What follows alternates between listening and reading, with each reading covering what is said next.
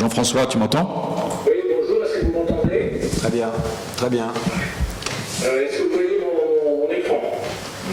Tout est pas. Oui, on voit ton écran. Bon, c'est parfait. Écoute, voilà, j'ai été très impressionné, et tu le sais, par toutes ces images de robots, et on va en parler un petit peu, mais mon topo n'est pas uniquement centré sur le robot, parce que on ne fait pas que du robot en France, il y a aussi des organes, des voies laparoscopiques et des problèmes qui ne sont pas que pour le robot, et c'est ce que nous allons voir maintenant. Donc, parler des aspects médico-économiques actuels des hernies ventrales, c'est un peu d'abord répondre à la question, est-ce que les tarifs des GHS, est-ce que ces tarifs couvrent la réalité des coûts pour nos établissements de santé? On n'est pas aux États-Unis, et en économie administrée, les tarifs ne sont pas libres, ils ne sont pas fixés par le vendeur, mais ils sont fixés par l'acheteur de soins, c'est-à-dire le tiers payeur, c'est-à-dire la sécurité sociale. Les coûts pour l'hôpital sont variables.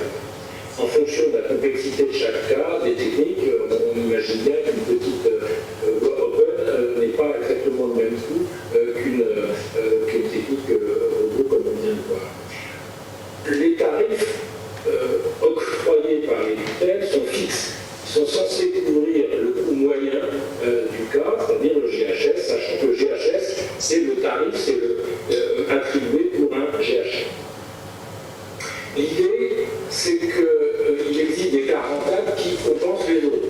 Ce qui suppose, dans un établissement, un case mix équilibré, c'est-à-dire qu'il y a un nombre suffisant de cas rentables pour équilibrer les cas perdants. En clair, que pour pouvoir faire un robot qui coûte cher, eh bien, on est dans l'établissement des cas qui soient rentables et qui permettent de se consolider et de payer. Et ça veut dire qu'il y ait des cas rentables, ça veut dire que des cas pour lesquels le coût réel soit inférieur au tarif octroyé par les tutelles, ou bien, et où que le tarif du GHS colle à la réalité des coûts, ce qui suppose qu'il soit assis sur une évaluation régulière des coûts, c'est un des rôles de la DIH qu'on verra après, et constaté sur un large panel non seulement de l'hôpital public, mais aussi. Et notamment que cet écart entre coûts et tarifs reste moins de 5%, ce qui était l'objectif initial. Ça paraît peu, mais en euros, c'est beaucoup. Alors, quels sont les tarifs actuels? Rassurez-vous, on ne va pas détailler ça complètement du Paris, mais quels sont les tarifs actuels? Comme vous voyez tout de suite, et je vous montre cette diapo pour l'évacuer, les tarifs de remboursement des hôpitaux publics et des cliniques sont complètement différents. Vous voyez, pour cet exemple, il y a 1 000 € d'écart, mais ce n'est pas du tout le sujet d'aujourd'hui. Et pour la démonstration que je vais vous faire, on va se référer au tarif hospitalier public parce que tout est compris dedans, pratiquement, et c'est plus simple à donner. Alors, il y a certes 4 niveaux de GHS basés sur la sévérité. L'ennui pour nous, les chirurgiens, c'est que ces niveaux ne tiennent compte essentiellement que des comorbidités, pulmonaires et autres, ou des événements post-opératoires, complications post-op, embolie pulmonaire, etc., et pas ou que de la complexité chirurgicale du cas. Et vous voyez donc les exemples à droite, c'est pas tout à fait la même chose que la petite éventration sur une hernie ombilicale qui a récidivé. Or, contrairement à ce que pensent les non-chirurgiens, les comorbidités et la complexité chirurgicale, c'est pas toujours. Alors, est-ce que ces tarifs ont été revalorisés sur ces dernières années? Si vous regardez le tableau, eh bien, non seulement ils n'ont pas été revalorisés, mais ils ont été diminués. Regardez le tarif en bas en 2013, 2156, et actuellement 2091. Non seulement ils n'ont pas été revalorisés, ils ont été diminués. Et ils ont été diminués tous les ans. Tous les ans, il y avait un petit coup de rabot que vous voyez là, clac, clac, clac. Ça, c'est grâce à nos ARS, c'est un peu j'adore. Donc, il y a un petit coup de rabot tous les ans. Et ça, quel que soit le niveau de sécurité, de sévérité. Et vous voyez que pour le niveau 4, qui est quand même un niveau de sévérité important, eh bien, l'établissement, en l'occurrence ici l'hôpital public, est payé beaucoup moins cher qu'en 2013. Et est-ce que ces tarifs couvrent les coûts? Et alors on a parlé tout à l'heure de la TIH. La TIH, c'est une agence parapublique, qui est pas soupçonné d'être un suppôt de l'économie privée. C'est une agence parapublique dont une des tâches, c'est d'évaluer régulièrement le coût réel des prestations. Alors comment ils font? Ils épluchent les grands livres comptables des établissements, poste par poste, ensuite ils regroupent ça dans des sous-groupes, et ensuite ils regardent à peu près, enfin pas à peu près, très précisément quel est le coût réel de la prestation. Et nous, on avait beaucoup épluché l'étude de 2011, sur laquelle on avait assis cet article dans RMA, qui étudiait les coûts réels, les coûts réels constatés de 51 hôpitaux publics regroupant un peu plus de 3000 patients. Et qu'est-ce que ça disait, ça? Eh bien, ça disait, en 2011, regardez les coûts réels en noir et les coûts tarifs en rouge. Et vous voyez l'écart qui est déjà très important. Et si vous le prenez en pourcentage, alors moi je ne le vois pas parce que j'ai le visage là sur la droite de mon écran qui sont très hauts, mais vous voyez que les pourcentages de perte entre les coûts réels en 2011, entre les coûts réels et le remboursement est très très conséquent sur cette chirurgie des hernies ventrales primaires et des hémoplasties. Il y a donc une sous-cotation manifeste. Et pourtant, ce que ne savent pas forcément les gens, mais que les chirurgiens le savons, c'est que les éventrations peuvent menacer la vie des patients, du moins toujours leur qualité de vie, tout autant qu'un cancer. La prothèse, elle, est remboursée moins qu'une ampoule d'anticorps de l'eau. Là, il est remboursé moins qu'une cure de chimio. Et le GHS, même de niveau 4, ne couvre pas les coûts hospitaliers d'un CHU. Donc, quelles sont les conséquences? Première conséquence, qui est à mon avis très grave, et on y travaille avec l'OCNU et d'autres organismes, le GHS, même niveau 4, ne couvre pas les coûts hospitaliers. Et il n'y a pas de cas rentable, même sur l'hôpital public, pour équilibrer les caméras. Donc même les CHU, du fait des deux armes, pourraient être poussés à se désengager du traitement des cas complexes, notamment les éventrations avec perte du droit de cité, les éventrations en milieu cétique, parce que leur préparation fait appel à une prothèse extrêmement onéreuse, et les centres de recours, on a connu autrefois, se raréfient. Et le grand danger serait que l'éventration complète devienne une véritable maladie orpheline. C'est le danger, mais c'est peut-être comme ça qu'il va falloir envisager le problème. Parce que vraiment, là, on est au bord d'un problème de santé publique, non pas sur les petites héroïnes ventrales qu'on vient de voir, mais sur les éventrations complexes. Parmi les idées qui m'ont demandé de faire une autre perspective, c'est énorme. Il est urgent de reconstituer des centres de recours. On ne peut pas avoir à prendre en charge ce genre de choses. Cette carte-là pourrait être remboursée hors T2A. Et pour les établissements standards, je crois qu'il faudrait, j'en ai déjà parlé avec l'académie de ça, je pense qu'il faudrait sortir la prothèse du GHS, un peu comme en orthopédie, où la prothèse n'est pas inclue dans la recherche.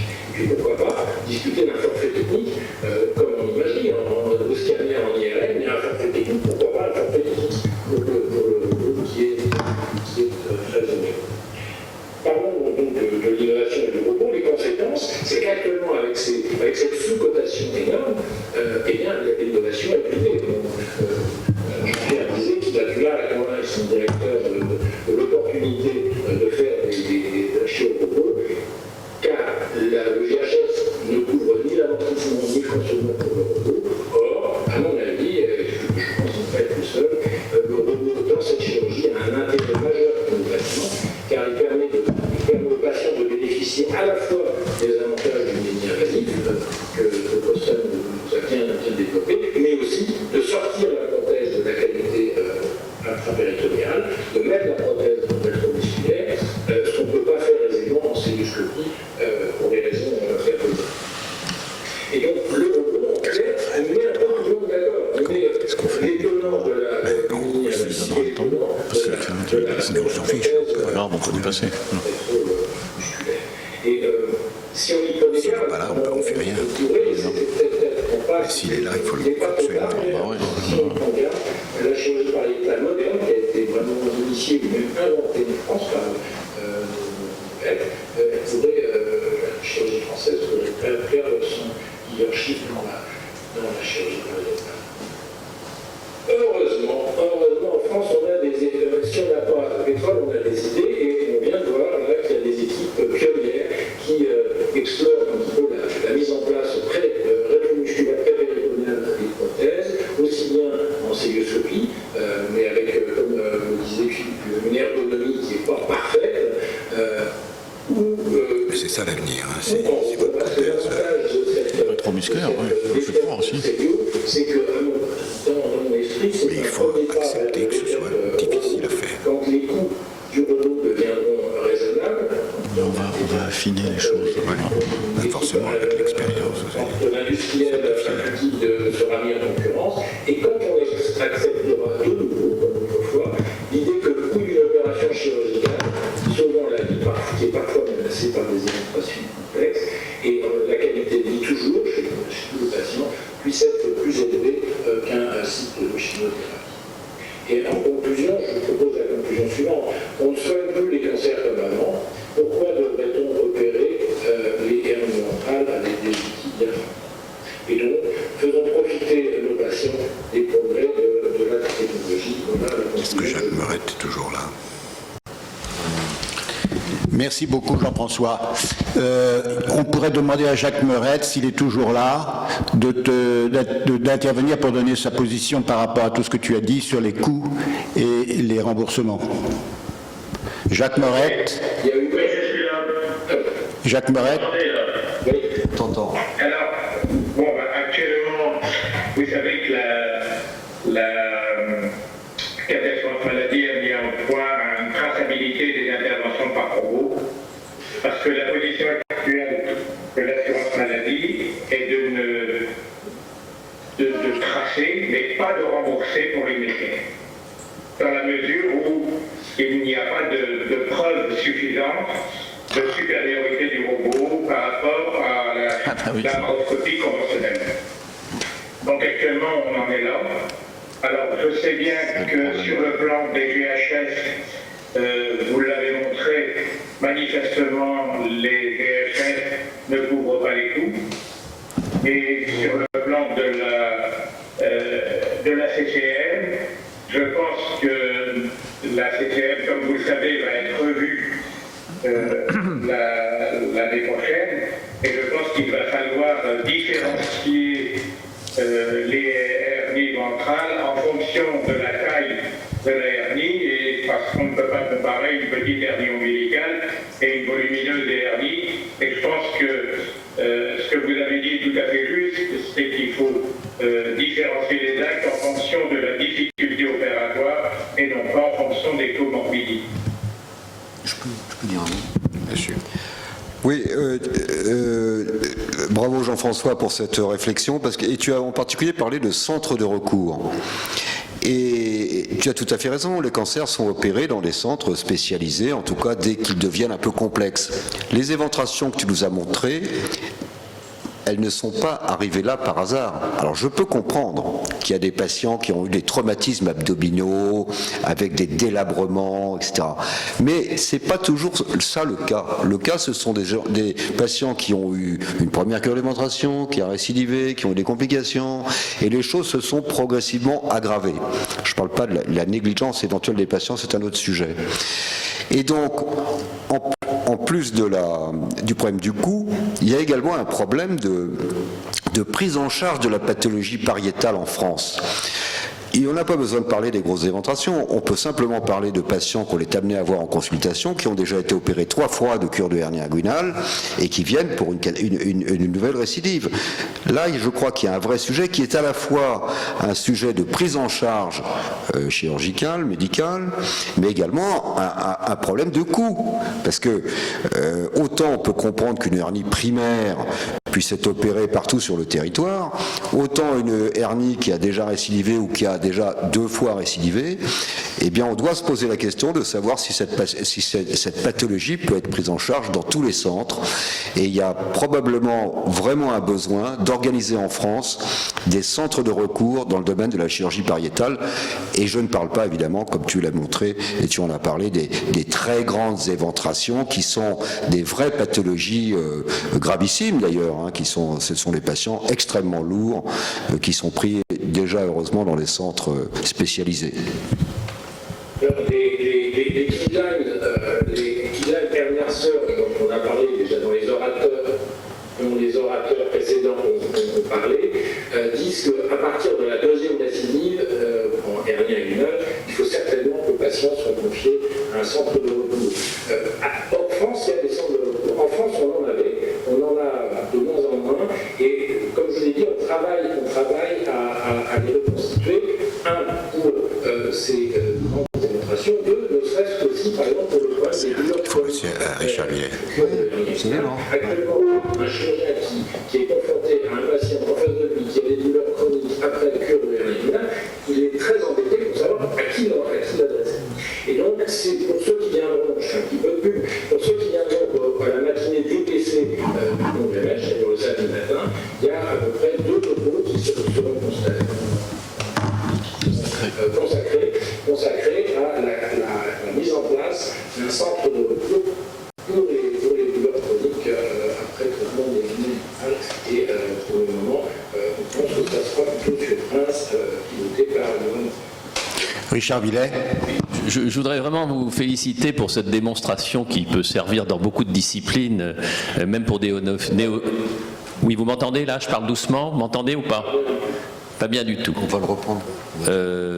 Tu vas lui poser. La question est la suivante. Je voulais vous féliciter pour ce travail parce que ça peut être repris dans beaucoup de disciplines et c'est remarquablement exposé parce que beaucoup de chirurgiens ne comprennent pas, notamment le travail du coût réel par rapport au GHS. Mais d'abord, je ferai une réflexion. Il faut éviter, dans l'état actuel, et puisque vous faites sûrement aussi de temps en temps de la chirurgie du cancer, de reprocher aux gens d'utiliser des produits cancéreux sophistiqués et chers. Mais ça, c'est une anecdote. Par contre, ce qui me paraît fondamental dans ce que vous avez créé, notamment le groupe de hernie, votre spécialité de la chirurgie pariétale, c'est de montrer également aux législateurs et à celui qui, et ça rejoint la question d'Hubert Joannet, à celui qui va décider des tarifs, que quand c'est bien fait, eh ben, ça coûte moins cher. Parce que je pense que vous avez une chance avec cet outil que vous avez avec le club hernie et les autres, et maintenant avec la société savante, il est impératif de montrer aux tutelles que quand ça a été fait dans des bonnes conditions, pourquoi ça coûte peut-être cher, mais ça coûte cher qu'une fois. Et là, Hubert l'a déjà dit, les problèmes des éventrations comme des hernies, c'est souvent la récidive qui coûte cher, parce qu'hospitaliser un malade peut-être à 4 000 € une seule fois, c'est sûrement moins cher qu'hospitaliser un malade 5 fois à 2 000 €. Et donc je vous réengage, et c'est une action qu'a déjà eu l'Académie, d'essayer de continuer, vous avez la chance avec cet outil merveilleux que vous avez créé il y a maintenant une dizaine d'années, de recueillir les résultats, de donner des résultats et de montrer que les choses bien faites coûtent finalement moins cher. Mais c'est difficile à faire passer ça aux législateurs. Nous avions exactement le même problème pour la chirurgie de la statique pelvienne. Si vous voulez, quelqu'un qui met 2 points pour faire une cure de prolapsus, il ne donne pas le même résultat que quelqu'un qui passe voire 1 heure, 2 heures pour le faire correctement. Donc je vous félicite, mais vraiment je vous engage à donner les résultats qui aideront à défendre cette théorie. Est-ce qu'il y a des questions ? Je voudrais juste ajouter, mon cher Édouard, que la technique t'a rendu service en te permettant de donner la conclusion la plus complète possible à cette excellente séance. Oui, j'allais dire complètement. Tu m'ôtes le mot de la bouche. On ne peut pas conclure mieux. Quand on répare des hernies ventrales, eh bien, il faut s'intéresser à toutes les techniques à notre disposition. Il n'est pas question de faire des recommandations. Le HS n'y est pas arrivé encore à ce jour. À nous de les construire avec nos expériences respectives, en n'oubliant pas le chemin peut-être de la grande sœur, le chemin de l'hernie inguinale. Aujourd'hui, on fait on répare les hernies inguinales avec des méthodes totalement fiables, avec des résultats durables. On s'intéresse au confort de nos réparations. Faisons la même chose pour les hernies ventrales. Construisons des réparations solides, sans danger et surtout confortables. Intéressons-nous plus à la douleur dans la hernie ventrale et peut-être un petit peu l'IPOM, mais ça c'est un point de vue personnel. Bien, merci. Merci à tous. La séance est levée.